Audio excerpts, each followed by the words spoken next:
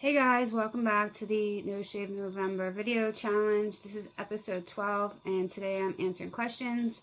This one comes from Judith Scott and her question is, how do you manage a family life with your chronic illnesses?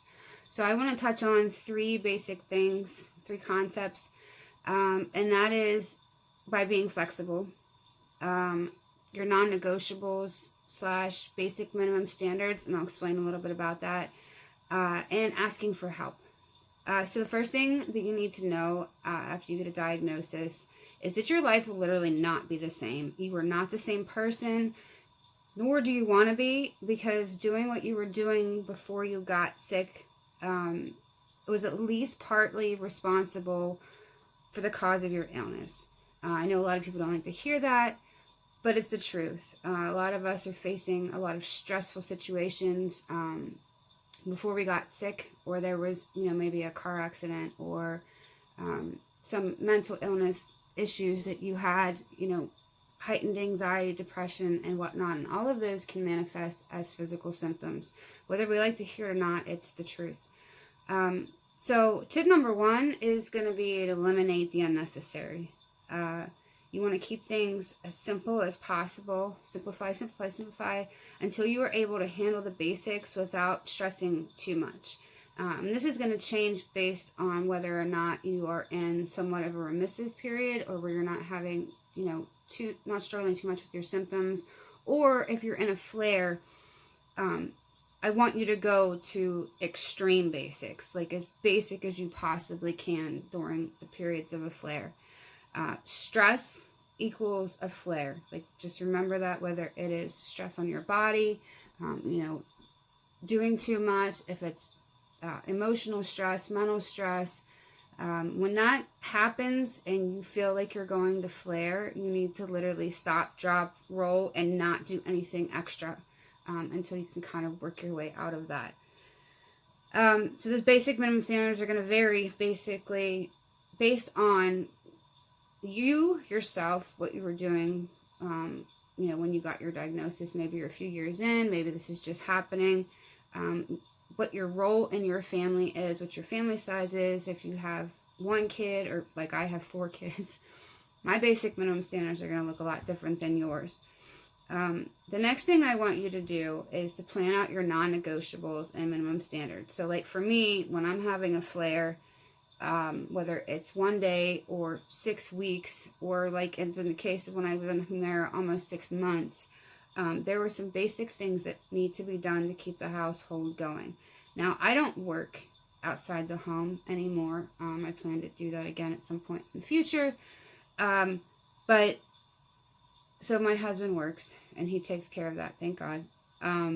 But for me, I'm responsible for the household. So kids have to go to school, they have to eat, they have to shower, they have to have clean clothes, pay the bills, etc., etc., etc. If you're working, your basic minimum standards are going to look a little bit different, because you may have to still go to work, or you may still want to go to work. I mean, it all depends on you. So those things have to get done, no matter what. No matter how I'm feeling, kids have to go to school, everybody has to eat. That's it. And again, this is going to change depending on your family size and your role in your family. I also have my own list of basic minimum standards for myself. And then when I'm not flaring, when I'm having, good days where I'm able to do more, I then have another list, and I call this more like full capacity mode. So like my full capacity mode, what can I accomplish in a day without pushing myself into a flare, that I'm when I'm super productive. So that schedule looks way different than a flare schedule. The third thing I want you to remember is to ask for help. And all of these things are things that I learned the freaking hard way, and I'm hoping that I can help you not do the same. So asking for help is going to look different. This is something, like I said, I had to learn the hard way. I was really horrible about asking for help, mostly because I had OCD and I needed to do things my way, or they weren't done properly. Everything from laundry to dishes to just pretty much whatever you can think of. I had to do it my own way, or it wasn't done properly. But this is, again, going to look different depending on what your role in your family is, your family size, the ages of your kids if you have kids. And don't be afraid to do things that may seem a little unorthodox, because your life at this point is unorthodox, and you need to have, different solutions, creative solutions for your day-to-day life, and making sure things are getting done. So some ideas, like, can you pay your 10-year-old or your 15-year-old to help do laundry, like start to finish? Same with dishes. I mean, everybody in your house is eating. If they're old enough, they can participate in washing dishes, loading dishwasher, etc., etc. And there's also outside help. I mean, you can pay a friend or whatever to do your grocery shopping, or maybe just exchange favors somehow so that you're swapping. Whatever. Can you watch their kids for an hour while they go grocery shopping? I mean, it all depends on what your capacity, your physical capacity is. So this really big part of it is about relinquishing control about how things are getting done. As long as the proper food is being bought, and the laundry's getting done, if it's not quite folded your way, like, you have to let go of control of those kinds of things. Like, getting Guillain-Barré syndrome, like, literally cured my OCD. Like, I had no choice when I came home from the hospital but to relinquish control of whether or not the white socks got washed with the red towels. Like, it just didn't matter anymore. And the laundry was getting clean, so I couldn't complain about that.